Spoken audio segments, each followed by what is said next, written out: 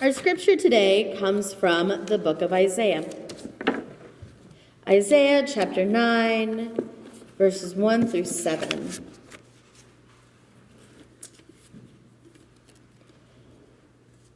But there will be no gloom for those who were in anguish. In the former time he brought into contempt the land of Zebulun and the land of Naphtali. But in the latter time he will make glorious the way of the sea and the land beyond the Jordan, Galilee of the nations. The people who walked in darkness have seen a great light. Those who lived in the land of deep darkness, on them light has shined. You have multiplied the nation. You have increased its joy. They rejoice before you as with joy at harvest, as people exult when dividing plunder. For the yoke of their burden and the bar across their shoulders, the rod of the oppressor you have broken, as on the day of Midian. For all the boots of the tramping warriors and all the garments rolled in blood shall be burned as fuel for the fire. For a child has been born to us, a son given to us. Authority rests upon his shoulders, and he is named Wonderful Counselor, Mighty God, Everlasting Father, Prince of Peace. His authority shall grow continually, and there shall be endless peace for the throne of David and his kingdom. He will establish and uphold it with justice and righteousness from this time onward and forevermore. The zeal of the Lord of hosts will do this. I think we find some familiar words in this text today. Words that give us a glimpse of what is to come. But I don't want to jump too far ahead yet. I want us to remember and recognize that we are in the Hebrew Testament, the Hebrew Bible. And think about the original context. This section of Scripture is celebrating a new king on his first day. And here we know that these people have experienced division, that their kingdom has been divided into two, and they are celebrating for it to be reunited. There was a lot of oppression in this time, but with this new king, that oppression will be no more. And it is often thought of during this time and in this context that all of the leaders had a direct connection to God. That there was a specific relationship that gave them more knowledge about what was good and helped guide them to be a just and righteous leader. And that God would continually influence them and work through them as they led a land to be whole and good. As you see oftentimes in the Bible, sometimes the leaders are great and good, and sometimes they fail or they're not great leaders. But in this scripture, there is a leader that is lifted up that will be greater than all leaders. Like I said, will bring wholeness, will unite to the people, and will bring justice and righteousness to the land, and will increase joy.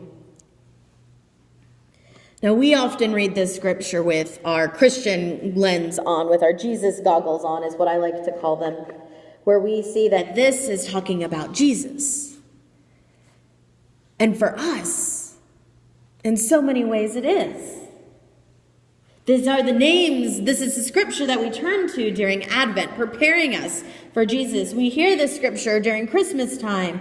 Wonderful Counselor, Mighty God, Everlasting Father, Prince of Peace. Pretty sure that verse was in multiple children's musicals throughout the year. And every time I read it, I sang it in my head, just the way we would sing it in the different songs.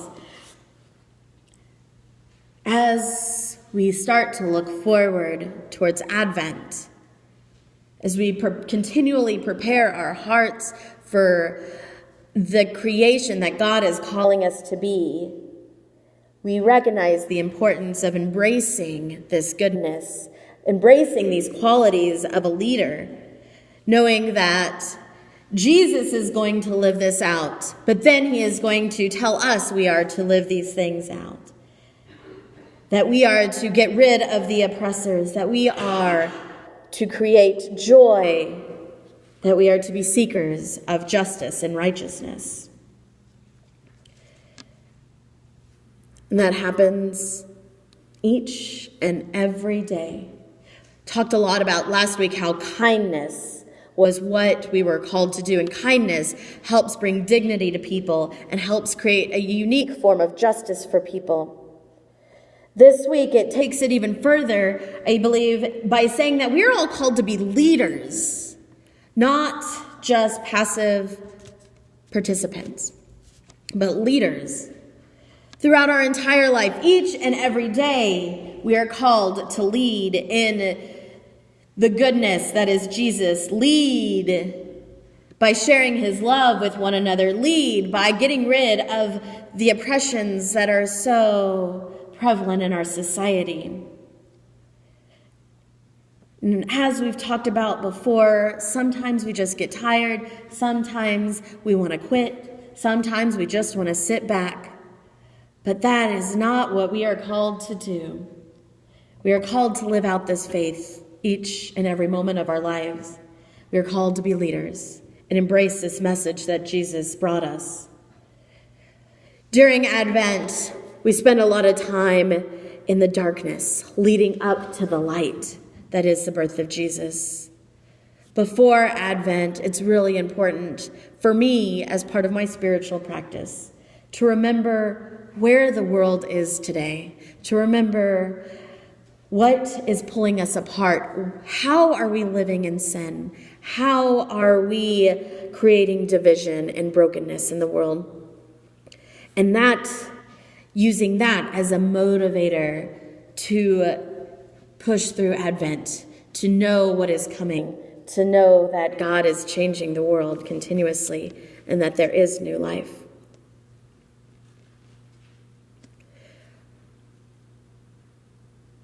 It's something we have to evaluate each and every day. How are we going to create this wholeness? How are we going to create unity? How are we going to bring people together? I'm reading one of the books I'm reading multiple books, because who doesn't read multiple books at the same time? But one of the books I'm reading talked about how what would change the world is if we were all vulnerable. If we all showed up and allowed ourselves to be vulnerable, and knowing that in that vulnerability, we're going to be hurt, we're going to experience brokenness, we're likely to experience division, and we're going to fall and fail. But we are to get back up and be vulnerable again. Get back up and know that with that vulnerability, with that openness, we are going to change the world. Get back up and have open conversations with people. Sharing where we're at, sharing our ideas, our beliefs, listening, honoring, and respecting the other ideas and beliefs and traditions of different people. I had a conversation with a young woman this week, and we were talking about faith and Christianity. And she was coming from a Jewish perspective, even though she didn't identify as a religiously Jewish person. She talked about her encounters with various rabbis over the years and how they just bring a sense of peace to her often, and wisdom and knowledge and God into her life, even though she struggles with that and is challenged by that. And then the conversation shifted to Christianity, and she's just like, you know what? I see this one very specific perspective of Christians, where they're condemning me to hell, where they are telling me I'm a bad person, where they have all of these very loud ways to shove, I believe was her word, shove their ideas and beliefs onto her. She's like, that doesn't do anything for me at all. And I listened and I said, you're right. You're right. But what about having conversations with you? Sitting down, listening, respecting, honoring you. Would you be open then to hearing about different Christian beliefs and ideas and traditions? And she's like, sitting down, respectfully engaging in conversation. She's like, that sounds like something I could get into. And so we talked, and she said, I wish this approach, talking, being honest, being vulnerable, sharing our challenges, sharing our celebrations, she's like, that was meaningful. And I wish I heard about more Christians that did that. And I think that's something that anybody can be good at.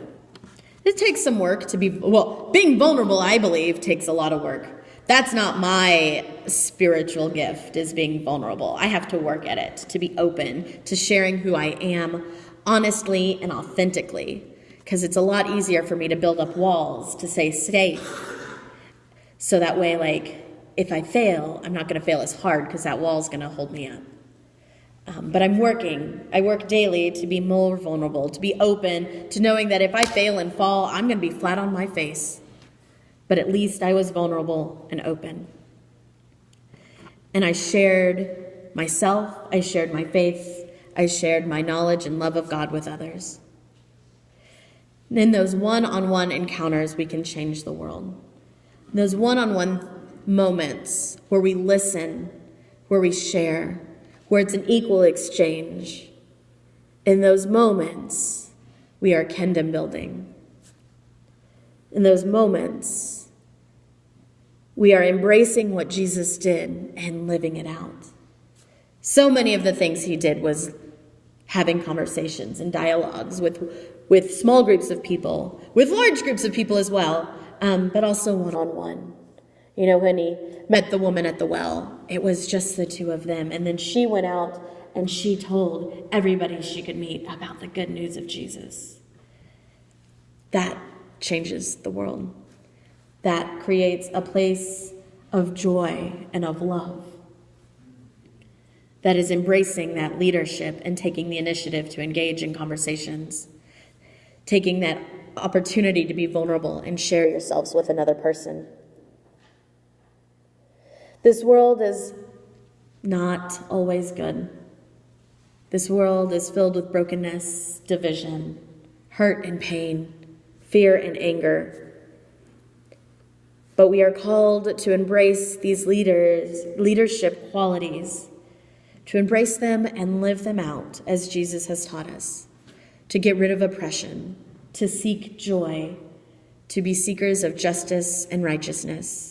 And when we are living that out, we are helping to create a kingdom that is pleasing to God.